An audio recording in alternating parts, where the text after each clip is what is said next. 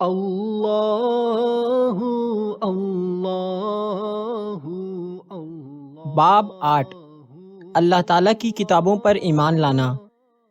اللہ تعالیٰ کی کتابوں سے مراد وہ صحیفے اور کتابیں ہیں جو اللہ تعالیٰ نے اپنے نبیوں پر نازل فرمائی ہیں۔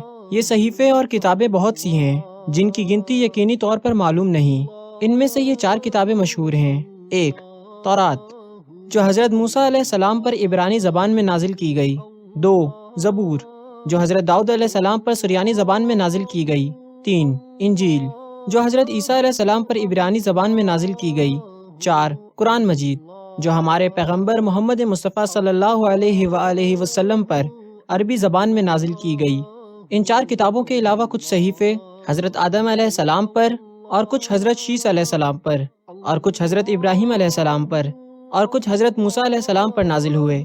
ان کے علاوہ کچھ اور بھی صحیفے ہیں جو بعض دوسرے پیغمبروں پر نازل ہوئے۔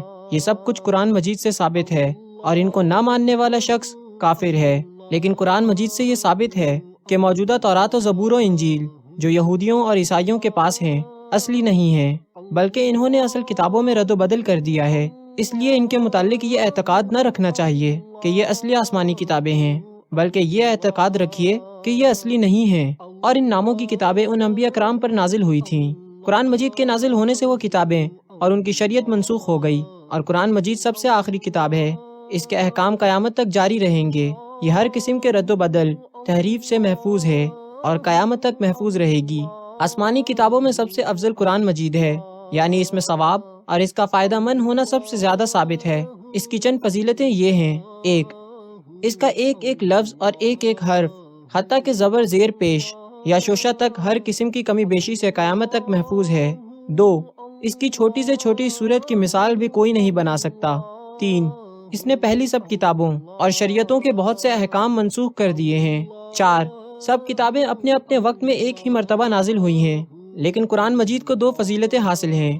اول یہ کہ ایک ہی دفعہ میں ماہ رمضان المبارک کو لیلۃ القدر میں لوح محفوظ سے آسمانی دنیا پر نازل ہوا، پھر وہاں سے 23 برس تک ضرورت کے وقت تھوڑا تھوڑا نازل ہوتا رہا، اور اس طرح سے لوگوں کے دلوں میں اترتا گیا۔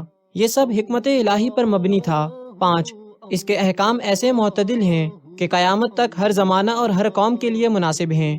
6، حضرت محمد صلی اللہ علیہ وآلہ وسلم کے زمانے سے آج تک تواتر کے ساتھ نقل ہوتا چلا آ رہا ہے، جو اس کے یقینی اور قطعی ہونے اور تحریف و تبدیل سے محفوظ ہونے کی بین دلیل ہے۔ 7، قرآن مجید ہزاروں لاکھوں مسلمانوں کے سینوں میں صدر اسلام سے آج تک محفوظ چلا آ رہا ہے، اور انشاءاللہ قیامت تک یہ سلسلہ جاری رہے گا۔ یہی وجہ ہے کہ اسلام کے دشمنوں کو کسی وقت اس میں کمی بیشی کرنے کا موقع نہیں مل سکا، اور نہ انشاءاللہ قیامت تک مل سکے گا۔